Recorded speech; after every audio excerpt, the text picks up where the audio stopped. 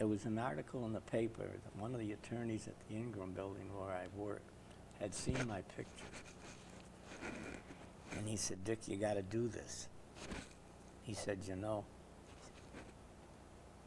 he said, people just don't believe it, even now. I said, well, after I showed him the pictures, he told me, he says, Dick, you got to go. There was a number in the paper. He said, you got to call this number. So I called the number. Thank you. How do you feel about teaching about this, the Holocaust, in schools? I don't think I could teach it. But do you think it should be taught? Oh, yes. What message does your experience have for the world today? The world's crazy.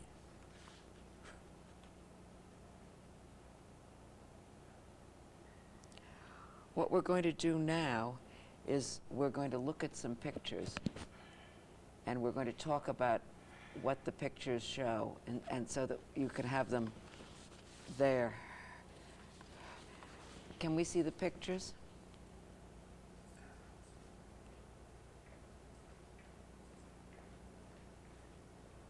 Sean? The pictures are going to be on that screen, I think.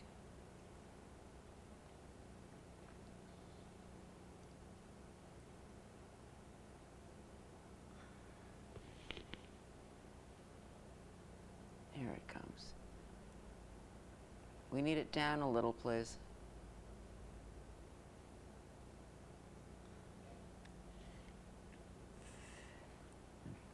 Oh, here it comes. Thank you, Sean.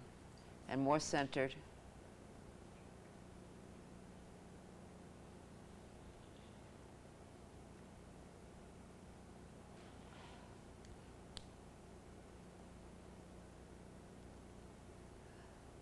I'm the one on the left. Yes, there you are. And what are you on? I'm on an M5 light tank. And where are you going? We're in Belgium. Okay.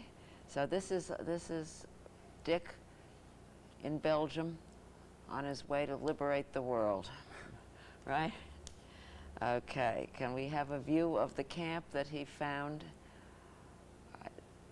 This is, in the background, we see a barracks, and we see people walking in this camp. Is that not correct? That is correct. This camp had been liberated by an infantry division, and then you're the second wave to come in, so that some people are out who are able to are out and walking about. Could we see the next picture? That's a view of what? Some women refugees with their children. And they're standing in front of? The barbed wire fence. Can you pull that picture away a little, Sean, so we can see how high that barbed wire is? Maybe not. Oh, there it goes. All right. And you said that there were 2 rows of barbed wire? That's correct, with a walkway in between them. Okay. And now let's go to the bodies. What is this? Can you describe what this is? These are dead refugees that either died inside the barracks or died outside. And they're getting ready to load them on a wagon for burial. All right, let's look. And the people loading them are refugees. Other prisoners or refugees? Yeah, prisoners. Prisoners. All right, can we go to the next photograph and see? That's a sort of like a pallet that they're loading them on. That's correct. All right, and then the next shot? This is loading them on a wagon on the way to their burial. All right. And as you said to me before, your captain told... Colonel, oh, commander of the 42nd Tank Battalion. We had a tank and we had a bulldozer with a blade on it. So we dug a trench. Okay, let's see the picture of the trench. That was when they started it. To dig it, yeah. Yes. And the bodies were buried after. No, then we came in with the bulldozer and the blade on the tank and made a mass grave for him, about 5, 6 feet deep, about 8 foot in width. And you said 100 feet long? Yes. Thank you very much. Do we have any other pictures that you want to? Those are the mass graves. That was the mass grave. With the dead refugees. Are there any other pictures that you have? Oh, yes. Tell us about this man. He was a professor at the university in Prague, Czechoslovakia. And you can see on his back, he's probably got a K on it or another identification of a prisoner of the camp. And he spoke English? Oh, yes. And what did he talk to you about?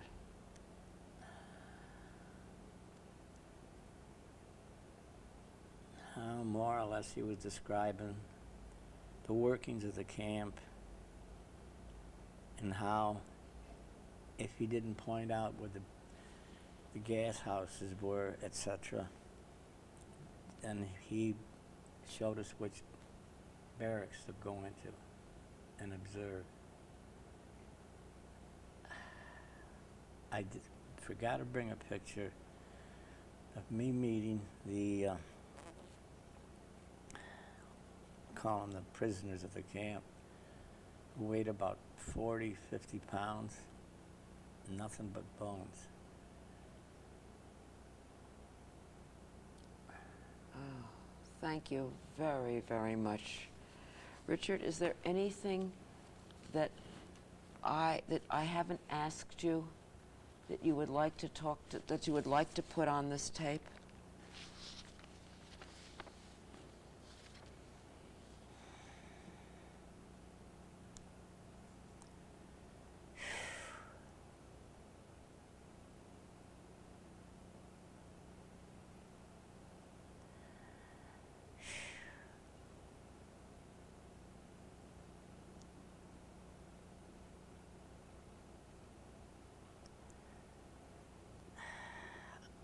I know the Germans killed us, we killed them.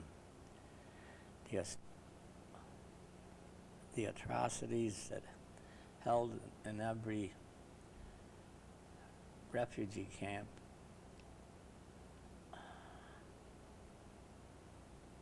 once you walk away, you have a feeling, but then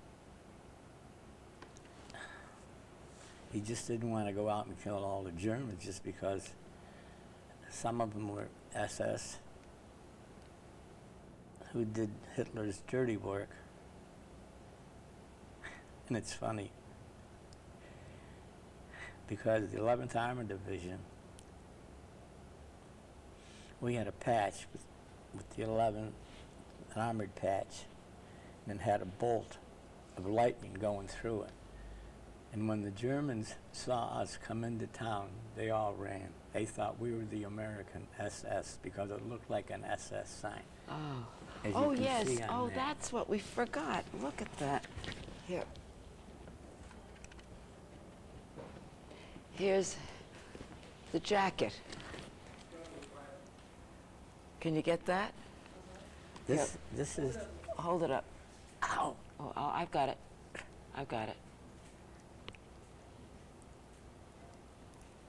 All right.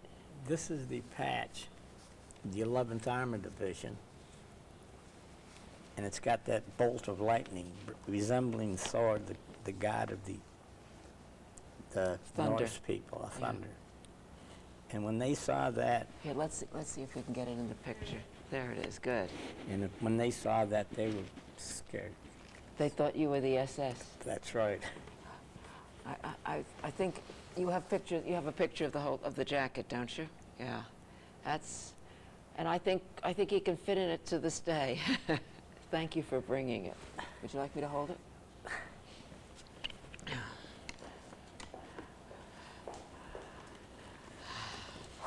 It wasn't easy talking. This has been Joyce Fox interviewing Richard Schauseil about his experiences as a liberator in the Nazi Holocaust. This interview will be included as a valuable contribution to the Oral History Library of the Holocaust Documentation and Education Center, Incorporated. Thank you very much, Richard. Thank you for coming. Thank you.